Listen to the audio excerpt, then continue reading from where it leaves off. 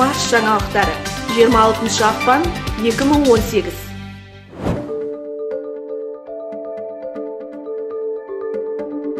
Opportunity 90 солға, яғни Марс күніне есептеліп жасалған еді.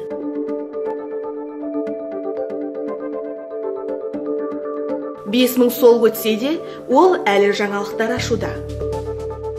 Мысалы, жер геологиясын еске салатын Марстағы мына тас жолақтар. Ол өз микрокамерасымен алғашқы селфиін түсірді. Кішкене бұлыңғырлау, бұл камера селфиға арналмаған.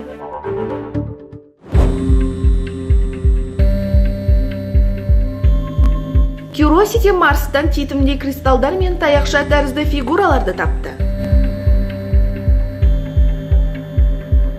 Бұл титімдей кристалдар ежелгі көлден не шөгінділер арқылы өткен жер асты суларынан қалуы мүмкін.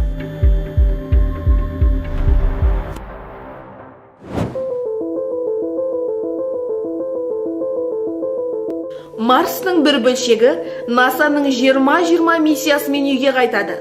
Марс метеориті жаңа ровердегі аса дәл лазердің практикалық нысанасы қызметін атқармақ.